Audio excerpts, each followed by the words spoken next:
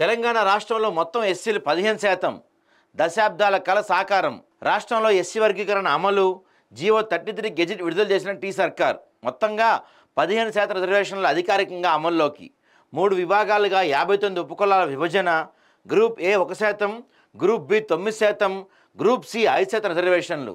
SC వర్గీకరణ చేసిన తొలి రాష్ట్రంగా తెలంగాణ. సోమవారం నుండే అమల్లోకి ఎస్సీ వర్గీకరణ. గెజిట్ తెలుగు, హిందీ, ఇంగ్లీష్ 3 భాషల్లో విడుదల.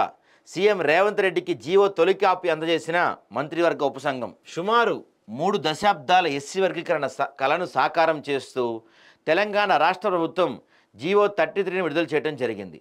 ఆదివారం నాడు భేటీ అయిన ఎస్సీ వర్గీకరణ కేబినెట్ ఉపసంఘం సోమవారం ఉదయం ఉపసంఘ చైర్మన్ ఉత్తమ్ కుమార్ రెడ్డి నేతృత్వంలో మరోసారి భేటీ అయ్యారు. అనంతరం వారు జీవో తొలి కాపీని రాష్ట్ర ముఖ్యమంత్రి రేవంత్ రెడ్డికి అందజేశారు.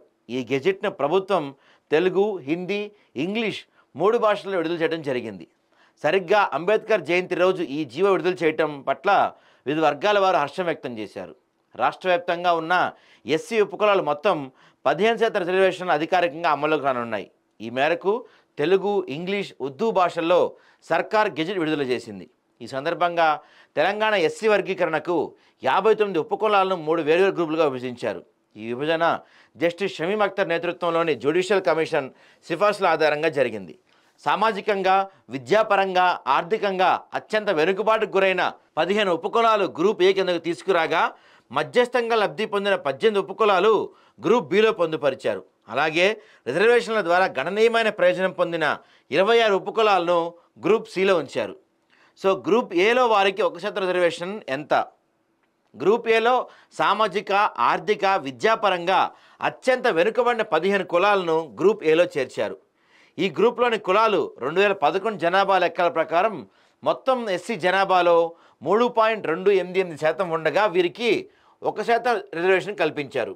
ఈ గ్రూప్లో డక్కలి, బుడగజంగాలు, చిందు, మోచి, రెల్లి, అడి ఆంధ్ర, మస్తిన్, బైండ్ల, చాచాటి, డోంబ్, గౌండ్, జమ్మడి దోస్తు, మంగ్, సప్పురి, సిండోళ్ళు కులాలు ఉన్నాయంటండి. ఇక నెక్స్ట్ గ్రూప్ బి. గ్రూప్ బికి దాదాపు 9% రిజర్వేషన్ ఇస్తున్నారు. అంటే 9% రిజర్వేషన్ ఉండబోతుంది గ్రూప్ బి కోసం. సో ఈ గ్రూప్ బిలో మధ్యస్థంగా ప్రయోజనం పొందిన 18 కులాలను గ్రూప్ బిలో చేర్చుతున్నారు. ఈ గ్రూప్ ఎస్సీ జనాభాలో 62.748% ఉండగా వీరికి అత్యధికంగా 9% రిజర్వేషన్ ఇస్తున్నారు. అంటే ఎక్కువ ఇందులోనే ఉందండి జనాభా మొత్తం. ఇందులో మాదిగ దాసు, అనంతకాళ, అరుంధతీయ, బౌరి, బెల్లి, బోడెం, బైరి, చామర్, చండాల, దండాసి, దోసాద, గసాల, గోదాగలి, హోలేయ, జగ్గలి, మాతంగి, మెహతర్ వంటి కులాల వారిని ఉంచారంట ఈ గ్రూప్ బిలో. ఇక గ్రూప్ సి, ఇందులో ఈ గ్రూప్ సి వాళ్ళకి కేవలం 5% రిజర్వేషన్ మాత్రమే ఇస్తున్నారు. సో ఈ గ్రూప్ సిలో ఉన్న మొత్తం 26 కులాలని కలుపుకుంటే ఎంతమంది ఉన్నారయ్యా అంటే 33.96% ఉన్నారు ఈ గ్రూప్ సిలో. సో ఇందులో ప్రధానంగా మనం చెప్పుకుంటే మాల అయ్యవారు, అడి ద్రవిడ, అర్వమాల, బండ, చలవాది, చంబర్, దేవాంగ, దూదేకుల, గాండి, గోసాంగి, హరిజన్, హొలే దాసరి, జలగం, జంగం, కట్టిక, కొమ్ము, మహర్, మాల దాసరి, మాల హనాయ్, మాల జంగం, మాల మస్తిన్, మాల సాలే, సమగర, సతాని వంటి కులాలు ఉన్నాయి. అదే గ్రూప్ 1లోని వారికి 7వ రోస్టర్ పాయింట్. గ్రూప్ 2లో వారికి 2, 16, 27, 42, 52, 66, 72, 87, 97. గ్రూప్ 3లోని వారికి 22, 41, 62, 77, 91 రోస్టర్ పాయింట్లు ఉన్నాయి. అయితే ఎస్సీ రిజర్వేషన్ వర్గీకరణ చట్టాన్ని అమలు చేసిన మొదటి రాష్ట్రంగా తెలంగాణ నిలిచింది. 2026 జనాభా లెక్కల తర్వాత ఎస్సీ రిజర్వేషన్ 18% పెంచే యోచనలో తెలంగాణ సర్కారు ఉన్నట్టు తెలిసింది.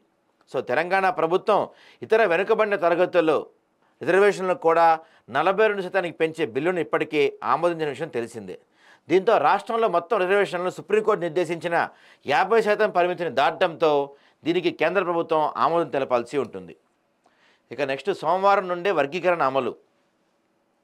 ఎస్సీ వర్గీకరణ జీవో తొలి కాపీని ముఖ్యమంత్రి రేవంత్ రెడ్డికి అందించిన మంత్రుల ఉపసంఘం సచివాలయంలో విలేకరులతో మాట్లాడారు. ఈ సందర్భంగా సుప్రీంకోర్టు తీర్పు వెలువడిన అనంతరం రాష్ట్ర ప్రభుత్వం ఎస్సీ వర్గీకరణ ప్రక్రియను వేగవంతం చేసినట్లు కమిటీ చైర్మన్ మంత్రి ఉత్తమ్ కుమార్ రెడ్డి తెలిపారు. మంత్రివర్గ ఉపసంఘాన్ని ఏర్పాటు చేసుకొని ముందుకు వెళ్ళామని, ఈ కమిటీకి కొన్ని వేల విజ్ఞప్తులు రాగా వాటన్నిటిని క్షుణ్ణంగా అధ్యయనం చేశామని అన్నారు. సుప్రీంకోర్టు తీర్పు తర్వాత ఎస్సీ వర్గీకరణ అమలు చేసిన తొలి రాష్ట్రం తెలంగాణ అని పేర్కొన్నారు. ఎస్సీ వర్గీకరణపై గతంలో అసెంబ్లీలో అన్ని పార్టీల వారు మాట్లాడారని, కానీ ఏ ఒక్క పార్టీ కూడా దీనిని ముందుకు తీసుకెళ్లాలని అన్నారు. కాంగ్రెస్ ప్రభుత్వం ఏర్పడిన తర్వాత ఈ ప్రక్రియ ప్రారంభించామని తెలిపారు. ఎస్సీ వర్గీకరణ సోమవారం నుంచి అమల్లోకి వస్తుందని మంత్రులు దామోదర్ రాజనరసింహ, పొన్నం ప్రభాకర్ స్పష్టం చేశారు. దళితుల్లో సామాజిక ఆర్థిక వ్యత్యాసాలు ఉండకూడదని ఆకాంక్షించారన్నారు. ఉత్తమ్ కుమార్ రెడ్డి అధ్యక్షతన కేబినెట్ సబ్ కమిటీ ఏర్పాటు చేసినట్టు ఆయన వెల్లడించారు. విద్యా ఉద్యోగాల్లో ఇకపై వచ్చే నోటిఫికేషన్లకు ఎస్సీ వర్గీకరణ అమలవుతుందని ఆయన పేర్కొన్నారు. త్వరలో భారీ స్థాయిలో ఉద్యోగ నోటిఫికేషన్లు ఇస్తున్నట్టు చెప్తున్నారు. మరి ఇక్కడ ఇంకో మెయిన్ టాపిక్ ఏంటంటే మిస్ అవుతున్నారు. పర్టికులర్గా ఇప్పుడు మీరు ఎస్సీ రిజర్వేషన్ తీసుకొచ్చారండి, బాగానే ఉంది. రేపు రాబోయే ఎగ్జామ్స్ అన్నింటిలో కూడా ఈ 15% ఎస్సీ రిజర్వేషన్ అమలు చేస్తామని మీరు చెప్తున్నారు. మంచి విషయం, మేము కూడా స్వాగతిస్తున్నాం, మేము కూడా హర్షం వ్యక్తం చేస్తున్నాం. మరి 42% బీసీ రిజర్వేషన్ ఎటు బాయే? ఇప్పుడు రేపు నోటిఫికేషన్స్ పడుతున్నాయి, మీరే చెప్పారు. 16,000 ఉద్యోగాలు, 8,000 ఉద్యోగాలు, భారీ ఉద్యోగాలు ఇవ్వబోతున్నారని మీరే చెప్పారు. మరి అంత పెద్ద నోటిఫికేషన్ ఇచ్చినప్పుడు, మీరు నోటిఫికేషన్లు ఇవ్వబోయేటప్పుడు మరి బీసీల పరిస్థితి ఏంటి? 42% ఉన్నారు కదా బీసీలు కూడా, వాళ్ళ పరిస్థితి ఏంటి? రిజర్వేషన్లు వాళ్ళకి అమలు కావా? మరి మీరు ఇన్ని రోజుల నుంచి దీన్ని 9th షెడ్యూల్లో చేర్చడం కానీ, కేంద్ర ప్రభుత్వంపై ఒత్తిడి తేవటం కానీ, ఇట్లాంటి చర్యలు మీరేం చేయట్లేదు కదా. మరి రేపు ఎగ్జామ్స్ వస్తే బీసీల పరిస్థితి ఏంటి? గవర్నమెంట్ సమాధానం చెప్పాలి. దీనికి ఖచ్చితంగా గవర్నమెంట్ సమాధానం చెప్పి తీరాలి. ఇది లేకపోతే చాలా దుష్ప్రభావాలు జరుగుతాయి. మీరు బీసీ రిజర్వేషన్ చేసి కూడా వ్రతం చేయడం, అది వ్రతం పూర్తి అయిన ఫలితం దక్కదంటారు కదా, అట్లా మీకు ఈ వ్రతం పూర్తి అయినా కూడా మీకు ఫలితం దక్కకుండా పోద్దండి ఎట్టి పరిస్థితుల్లో.